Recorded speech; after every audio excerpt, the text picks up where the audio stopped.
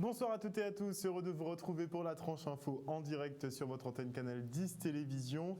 Une tranche info qui débutera avec Info 10, le journal local et régional. On poursuivra en deuxième partie avec le jeudi anthropologie. Nous recevrons notre expert des humanités classiques africaines, Nusere Kalala Omotunde.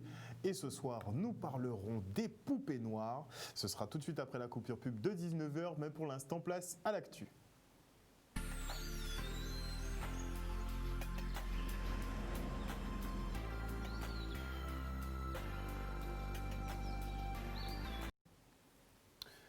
Nous sommes le jeudi 3 décembre 2020 et on part tout de suite sur le front social avec la suite de la mobilisation qui se poursuit à l'hôpital de Beauperthuis où visiblement les agents n'ont toujours pas obtenu gain de cause. Regardez. Aujourd'hui, nous reprenons le mouvement de grève là, ça après plus de 2 mois de suspension. C'est vrai que là, nous avons déclenché grève la première fois là. Nous avons dit que nous avons dénoncé le management à Mampiro.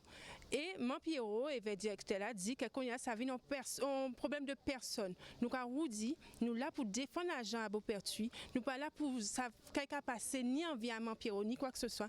Tout ça nous avons dénoncé aujourd'hui là, c'est management. Je vois que 4 personnes viennent témoigner. C'est parce qu'il y a en souffrance. Nous ne pouvons pas être des représentants du personnel et laisser la direction faire ça dans un petit établissement comme ça. Cette dame s'est permis de donner des contre-ordres à un agent qui était sous ma direction sans même me demander ce qui s'est passé. Et quand je suis allée vers elle pour lui demander des explications, elle n'a rien voulu entendre.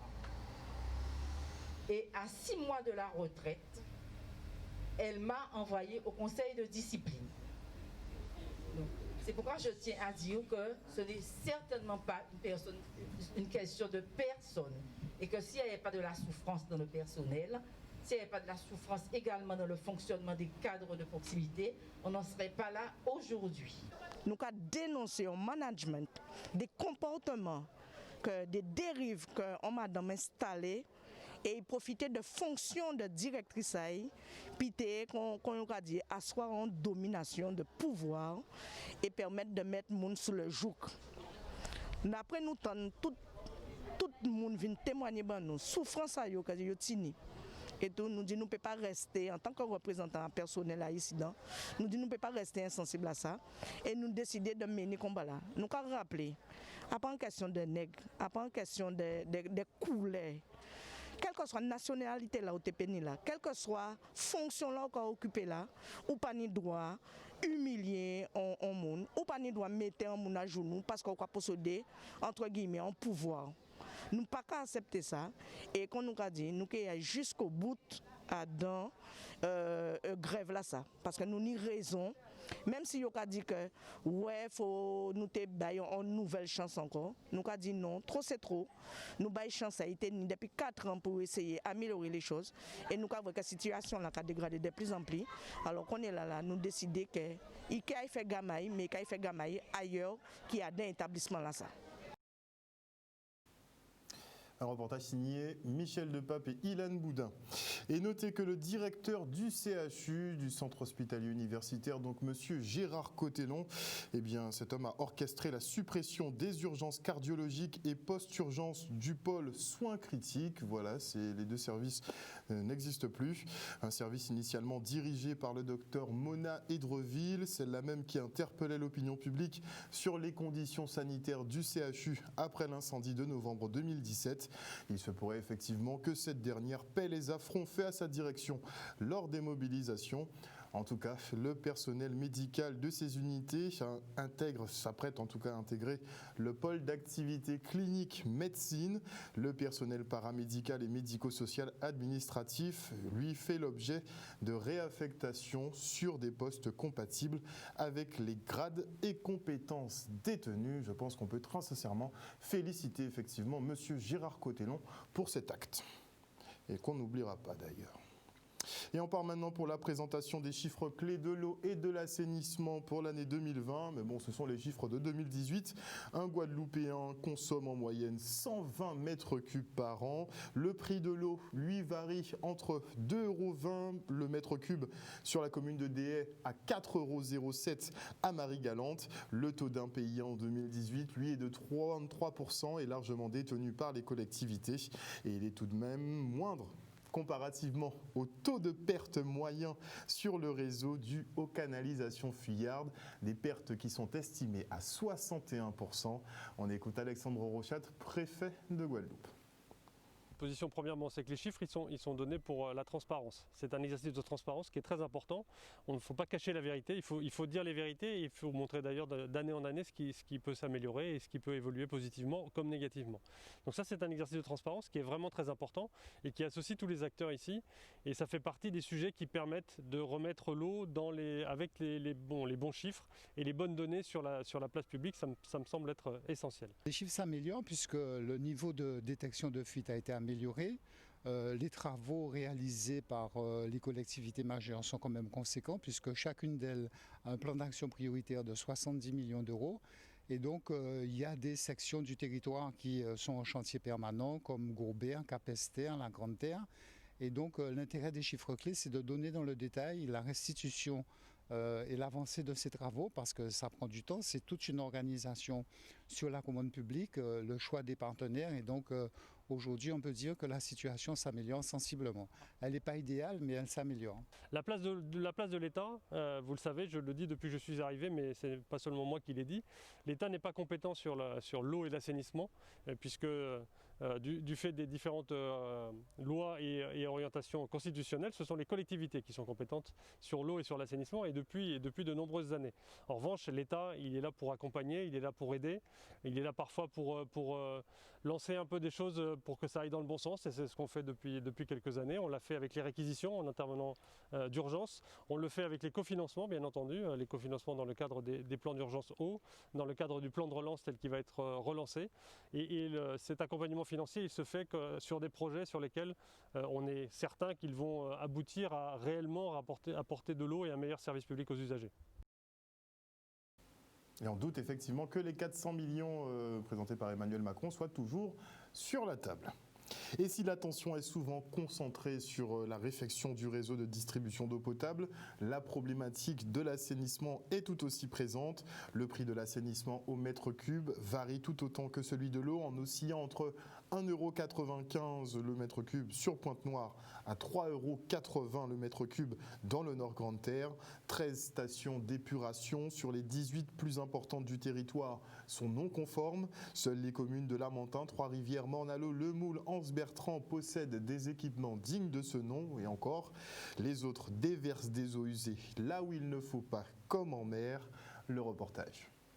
On parle que des grosses stations d'épuration, c'est-à-dire celles qui ont une capacité de plus de 2000 équivalents habitants. Alors en 2018, on en avait 12 de non conformes sur 18. En 2019, c'est un peu moins bon, c'est 13 sur 18. Donc voilà, c'est une situation qui est préoccupante puisque ça représente quand même environ 80% de la pollution qui est rejetée mal ou pas traitée dans le milieu naturel. On sait qu'on a beaucoup de choses à résoudre. Si je veux schématiser, il y a un problème d'eau qui est pompée et qui n'est pas restituée. On est à peu près à 39%, je crois, ce sont les chiffres, d'eau restituée aux usagers. On a un problème de qualité des eaux qu'il faut continuer à améliorer. Et puis on a un problème d'assainissement qui est très important puisqu'on a énormément de stations d'épuration, de stations d'assainissement qui ne sont pas aux normes et donc qui rejettent des choses qui ne sont pas conformes. Alors il y a plusieurs cas, il y a vraiment plusieurs cas sur ces non-conformités. Alors le cas le plus prégnant, c'est quand même des stations qui sont récentes, qui ont été construites il y a moins de 5 ans, qui ont été mises en eau il y a moins de 5 ans, qui aujourd'hui dysfonctionnent parce qu'on n'arrive pas à les faire marcher, soit parce que les technologies n'étaient pas adaptées à la Guadeloupe, soit parce qu'on a des problématiques de fonctionnement, d'exploitation qu'on retrouve aussi sur l'eau potable et qui font que des ouvrages, même neufs, peu de temps après leur mise en eau, commencent à dysfonctionner faute d'entretien. Après, on a évidemment des ouvrages qui sont anciens, qu'il faut aujourd'hui reconstruire, et des problématiques qui sont plus légères, qui sont un mauvais suivi, un mauvais contrôle du fonctionnement des stations d'épuration, qui font que les chiffres que nous, on utilise pour juger de la conformité nous conduisent à classer des stations de traitement non conformes alors qu'elles pourraient l'être si le suivi était correct. On le juge globalement, l'Office de l'eau a réalisé en fin d'année dernière l'état des lieux des masses d'eau de Guadeloupe et on voit que l'assainissement est une des pressions qui conduit à la dégradation de ces masses d'eau. En fait, il y a cette mobilisation, mais elle est plus forte sur l'eau parce qu'il y a une urgence. Il y a une urgence vraiment à rétablir l'eau pour les usagers. En revanche, résoudre le problème de gouvernance de l'eau potable, ça sera résoudre aussi le problème de gouvernance de l'assainissement, comme vous le savez, puisque ce sera la compétence de ce syndicat mixte ouvert. On ne le dit pas assez, mais il aura la compétence eau potable et aussi assainissement. Donc résoudre le problème de la gouvernance de l'eau potable, c'est aussi travailler à la gouvernance de l'assainissement. C'est qu'investir, aujourd'hui, on n'a pas forcément les moyens. Il y a le plan de relance, il y a le plan d'urgence qui a été évoqué en CTAP récemment. Ça pourra apporter des moyens, c'est une chose. On pourra investir, moyennant le fait qu'on puisse investir, ça peut aller relativement vite, mais le pendant de tout ça, comme j'ai dit, c'est qu'il faut pouvoir faire fonctionner tout ça. L'investissement, c'est une chose. On y arrive toujours à trouver de l'argent quelque part pour investir, pour créer des ouvrages, on y arrivera, mais il ne faut pas oublier que ces ouvrages, il faut les faire fonctionner et que on ne peut pas penser l'un sans l'autre, on ne peut pas penser l'investissement sans penser le fonctionnement et donc l'amélioration du fonctionnement, la rationalisation du fonctionnement, ce qui est un des gros problèmes aujourd'hui des services de l'eau et de l'assainissement en Guadeloupe. Et je vous conseille effectivement de vous procurer ce petit fascicule sur l'eau et l'assainissement, les chiffres clés, et vous comprendrez un petit peu pourquoi on a du mal à gérer la ressource ici en Guadeloupe. Et on fait maintenant effectivement un tour d'ailleurs. Pour votre information personnelle, notez que quand vous laissez un robinet pas très bien fermé, le goutte à goutte, eh bien, c'est 4 litres par heure, soit 35 mètres cubes d'eau que vous perdez par an. Les minces filets d'eau, c'est 16 litres par heure, soit 140 mètres cubes par an. Et la chasse d'eau qui suit, elle, c'est 25 litres par heure, soit 220 mètres cubes par an. Multipliez ça par 2,20 € en moyenne, enfin 3,20 € le prix moyen fixé en Guadeloupe, ça vous fait une belle petite somme. Et dans le cadre de la journée internationale des personnes en situation de handicap, l'association l'INSEE a accompagné le collège Edmond Bambuc pour sa première manifestation sur la thématique « L'accident de deux roues, comment réagir ?» Une occasion pour les enfants d'échanger avec des camarades et des personnes un tout petit peu différentes. Regardez. Cette journée a lieu dans le cadre de la journée internationale des personnes en situation de handicap. Étant donné que nous avons dans l'établissement des élèves qui présentent un handicap visible ou invisible, près de 50 élèves en situation de handicap, nous avons tenu à mener cette journée à bout, sensibiliser tout un chacun et permettre que les élèves soient en plein dans l'action. Nous avons sélectionné quelques élèves du conseil de vie collégienne afin qu'ils puissent se mettre à la place de l'autre et comprendre réellement ce que vit l'autre au quotidien. Oui, c'est super dur parce que il faut savoir s'habituer à ça, à le fait qu'on soit handicapé. Ça va parce que elle m'a poussé un peu, mais quand il faut mettre, ça doit être compliqué avec les mains, pivoter, etc. Différents ateliers ont été préparés. Différentes associations ont été sollicitées également afin de mener à bien cette journée, notamment M. Idil qui est de l'association Libellule qui est venu témoigner et qui anime un atelier avec différents élèves pour qu'ils puissent prendre conscience, qu'ils puissent savoir également que même si on est en situation de handicap, cela n'empêche pas un parcours scolaire normal et une vie normale. Oui, c'est important parce que ce sont des enfants, il faut les sensibiliser. Une personne peut devenir handicapée à n'importe quel moment, que ce soit de naissance ou par accident, et que même si on est comme ça, il ne faut pas abandonner.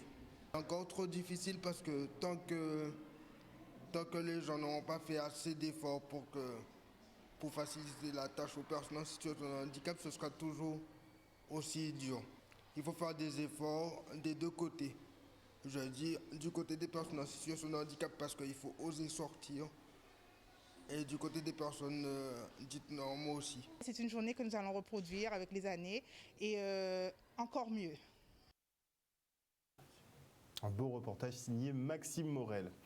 Et maintenant, place à mon invité, je reçois Jean Dartron, président de la Ligue guadeloupéenne de football. Bonsoir Monsieur Dartron. Bonsoir.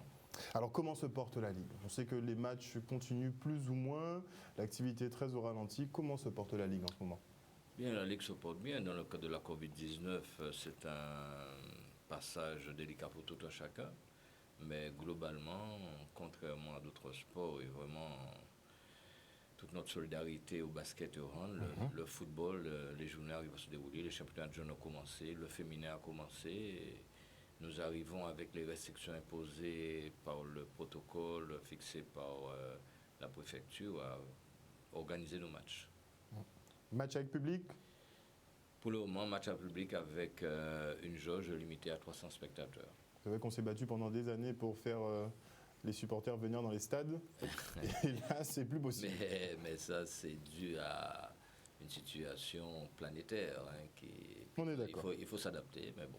On est va d'accord. faire avec et puis on repartira de l'avant le moment venu. Est-ce que vous ne pouvez pas faire bénéficier de l'expertise que vous avez justement à la Ligue de basket qui, bon, certes, ils sont plus en salle fermée, mais vous arrivez à fonctionner et la Ligue de basket... Je pense que nos amis de basket, de hand ou de volley se sont préparés pour. La problématique, elle est nationale, hein, cette décision. Donc, les clubsters qui sont multipliés dans certains espaces sont conduits à prendre ce genre de décision. Mais j'espère que dans les jours à venir, ça va se débloquer pour eux. Mais non, on n'a pas une expertise supplémentaire à eux. C'est-à-dire qu'on a la chance de pouvoir jouer dans des espaces aérés, dans des espaces non fermés. C'est là le problème. Mais ce n'est pas une question d'expertise ou d'autre. Hein. Non, au contraire, je crois que mes collègues du basket, du hand, voire du futsal chez nous, font ce qu'il faut pour convaincre les autorités de faire avancer ce dossier dans le bon sens pour la jeunesse. Cette jeunesse qui n'attend que ça. Clairement. Et vous avez une bonne visibilité quand même sur les prochains mois, ça va? Nous sommes en confiance. Les choses s'améliorent. Chez nous, ça s'améliore sur le plan national et maintenant on arrive à travailler de manière plus ciblée, suivant des zones, suivant des régions, suivant des espaces bien précis et coordonnés. Ce que je pense qu'à ce niveau-là, le gouvernement a bien compris qu'il faut voir les régions, il faut voir les espaces et ne pas être dans une dimension... Je crois que les Guadeloupéens ont eu le bon sens, ont respecté les gestes barrières et on ne peut que s'en féliciter de la manière dont notre population aborde cette problématique et de manière exemplaire. Alors, la Ligue s'apprête effectivement à nommer le nouveau président. Vous êtes seul candidat? Seul candidat à la tête d'une liste de 20 personnes, oui. Oui. Donc tout le monde a abandonné en fait? C'est si compliqué que ça en ce moment que tout le monde a baissé les bras? Bon, je ne sais pas, c'est parce que c'est compliqué, mais disons que je pense que nous avons commencé un certain travail sur 4 ans et bon, de toute façon, c'est sûr que sur 96 clubs, il y a certains des présidents qui ne sont pas contents, déjà par leurs résultats, par les difficultés qu'ils rencontrent et autres, hein. Mais je pense que globalement, avec un jugement, une analyse et une évaluation sur ces 4 ans, les difficultés rencontrées, malgré ça, nous avons pu faire fonctionner la Ligue, je pense que c'est salutaire que de faire confiance de nouveau à cette équipe. Alors quels seront les objectifs de la Ligue pour cette nouvelle mandature? Les objectifs de la Ligue sont rattachés à ce qui s'est passé sur ces 4 ans. Je pense que c'est là qu'on va bien suivre l'évolution du football. Dès notre arrivée, nous avons été élus le 18 décembre 2016. Dès notre arrivée, 3 mois après, nous sommes tombés en cessation de paiement, en redressement judiciaire. On se rappelle. Et il fallait se mettre, retrousser les manches, travailler. Je crois qu'on l'a fait, hein, avec l'aide des collectivités, la région, le département, la Fédération française de football, la CONCACAF, voire la FIFA, où nous avons même pu signer un protocole nous permettant régulièrement d'obtenir une certaine somme de la CONCACAF annuellement. Et notamment aussi, je pense que la reconnaissance de ce que nous avons proposé à la justice, hein, qui est un plan de redressement sur 10 ans. On a déjà payé 2 ans. Hein. Chaque année, la Ligue doit rembourser 100 000 € pour retrouver, disons, dans 2 mandatures encore, la Ligue devait sortir de ce plan de redressement. Mais ce qui a été remarquable, c'est parallèlement, on a pu bien travailler, relancer nos sélections, structurer nos jeunes, être parmi les meilleurs de la CONCACAF au niveau jeune, hein, c'est-à-dire sur toutes nos sélections jeunes de U20 jusqu'à U14, je peux vous dire, la Guadeloupe, la plus mauvaise place est 16e, hein, sur 41 pays. Quand vos U20, vos U17 arrivent en quart de finale contre les États-Unis ou en 8e de finale contre le Canada, bon, on n'en parle pas beaucoup, ce qui est dommage. Mais quand vous avez des jeunes Guadeloupéens capables d'être à ce niveau-là, ça devait attirer l'attention de tout un chacun et dire que nous avons du talent en Guadeloupe. On est d'accord. On est d'accord à 2000% avec vous. Et quand est-ce qu'on va voir justement pour les retours sur investissement? Parce qu'on a quand même de très grands joueurs, mais on n'a aucun retour. Mais ça se prépare. Je pense que les dossiers que nous avons pu ouvrir et concrétiser pendant cette mandature et qu'on doit confirmer encore sur cette mandature, que ce soit le CFA, qui est quelque chose d'exceptionnel au sein de notre football, que ce soit l'expérimentation que nous menons sous le statut fédéral avec notamment les 2 collectivités majeures. Cela voudrait dire simplement que nous sommes en train de réfléchir, en train de positionner. Et ce retour sur investissement, c'est-à-dire actuellement sur 10 jeunes Guadeloupéens de 15 ans qui ont du talent, 8 partent, quittent la Guadeloupe. Et bien souvent nous reviennent, un réussit tous les 3 ans au très haut niveau. D'autres réussissent, mais pas comme le Mar par exemple. Mais n'empêche que ce que nous préparons, c'est que nos jeunes ne partent pas dans n'importe quelle condition et que s'ils doivent partir, c'est que vraiment il y a quelque chose au bout qui permet que leur vie professionnelle soit rassurée.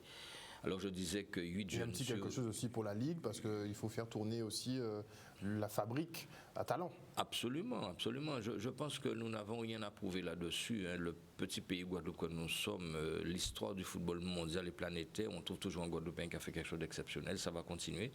Mais maintenant, il faut mettre ça au service de la réussite de la société guadeloupéenne, de notre jeunesse. On a trop de jeunes qui partent et qui nous reviennent à 30 ans, 35 ans, qu'ils ont tout donné et qui n'ont pas un avenir professionnel après, qui n'ont même pas le bac, voilà. Donc aujourd'hui, avec le CERFA, c'est une réussite avec le statut fédéral pour mettre que des jeunes, avant d'avoir une situation professionnelle stable, puissent poursuivre leur ambition, leur volonté de réussir dans le football. Alors, un dernier mot pour l'année 2021, justement, à l'attention de vos adhérents sur l'année qui va... Non, le plus grand objectif, c'est de poursuivre les travaux qu'on a commencés, mais surtout en réalisant d'autres actions. Je pense que nous sommes très attachés, le comité directeur sortant, et d'ailleurs je profite pour saluer l'équipe qui a travaillé pendant 4 ans avec moi, saluer le personnel qui est très volontaire, mais sur lesquels nous allons encore travailler pour faire monter en compétences, les techniciens. Mais ce qu'on doit dire surtout, c'est pouvoir permettre un tournoi jeune au niveau de la Guadeloupe, Martinique, Guyane, Saint-Martin. On a beaucoup à faire là. Promotionner avec la Fédération française de football, arriver à la création de championnats anti-Guyane. Je crois que maintenant, on ne peut plus être champion de R1 et regarder là et jouer la Mutuelle Magaïa. La Mutuelle Magaïa, si cette compétition doit exister, mais c'est une autre forme, une forme beaucoup plus structurée, organisée sur les 4 îles, Guadeloupe, Guyane, Saint-Martin et Martinique. Et puis nous devons surtout aussi poursuivre nos travaux, notre réflexion avec une reconnaissance plus élevée de la Guadeloupe, soit par la CONCACAF ou encore par la FIFA. Mais je crois qu'il faut affirmer aussi ce qu'on a réussi en CONCACAF ces dernières années. Merci beaucoup Jean Dartron, je vous rappelle, président de la Ligue guadeloupéenne de football, d'être venu sur ce plateau ce soir. Et on poursuit avec le Centre communal d'action sociale de la ville des Abîmes qui entame des mises à jour informatiques pour les personnes âgées. Communiquer sur les réseaux, envoyer des emails, faire des demandes administratives passe maintenant par l'utilisation d'Internet et en cours plus depuis cette période de Covid. Regardez.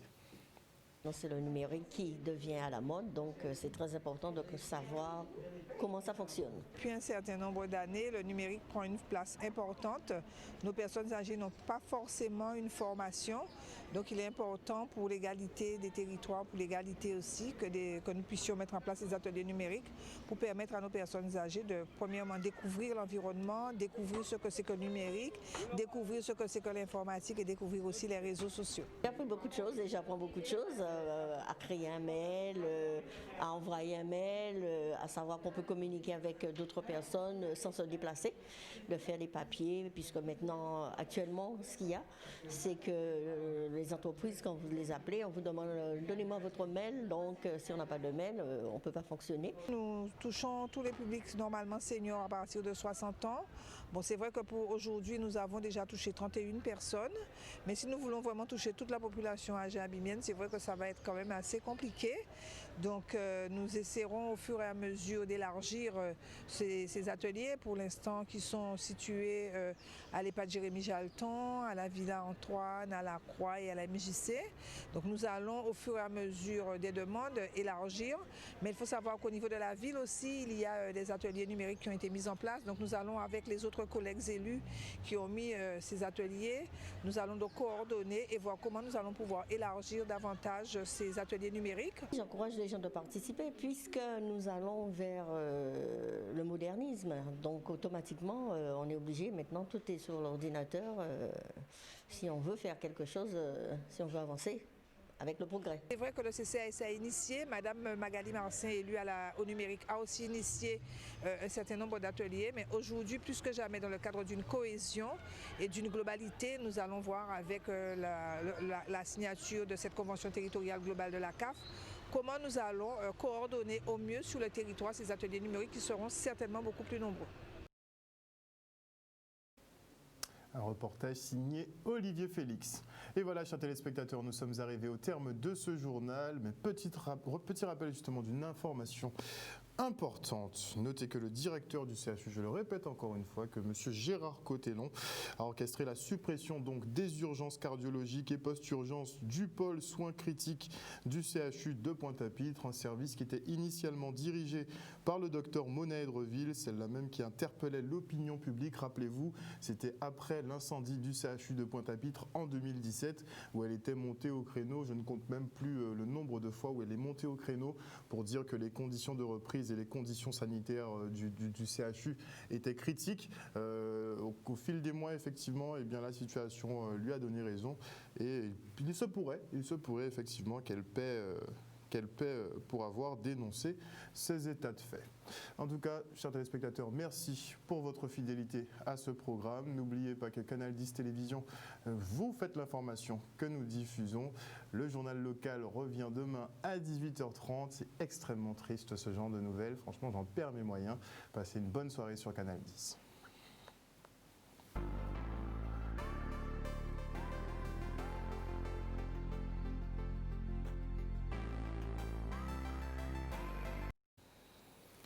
Et à venir dans la tranche info sur Canal 10, c'est bien le focus. Et nous sommes jeudi, et donc le jeudi, c'est anthropologie. Nous recevrons donc notre expert des humanités classiques africaines, Nusere Kalala Omotunde, avec qui nous parlerons des poupées noires. Préparez-vous, ce sera juste après la coupure pub. Et pour revenir encore, oui, j'ai beaucoup de mal, effectivement, avec la suppression des urgences cardiologiques.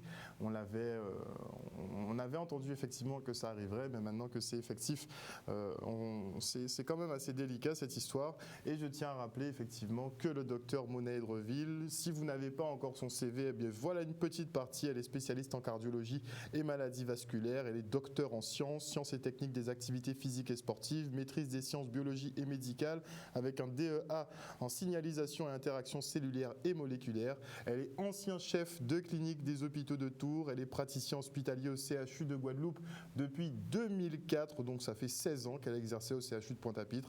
Elle est responsable des urgences, était donc responsable des urgences cardiologiques et des consultations cardiologiques. On sait effectivement qu'il y a beaucoup de maladies chroniques en lien avec le cœur ici en Guadeloupe, mais ce n'est pas grave. Elle est diplômée interuniversitaire en télémédecine au niveau national, membre du groupement régional d'aide au développement de la e-santé Archipel 97.1. Elle a commencé les travaux en télémédecine depuis 2003 avec les premières télééchographies cardiaques et fétales au CHU de Tours en France, au CHU Sainte-Justine à Montréal et au Canada. Elle était directrice des travaux de recherche concernant la télééchographie robotisée sur l'archipel Guadeloupe. Et oui, c'est grâce à elle maintenant si on a la télémédecine, effectivement, par exemple, entre la Guadeloupe continentale et Marie-Galante, eh bien, c'est elle qui a permis ces avancées. Et c'est sans compter, effectivement, le nombre de...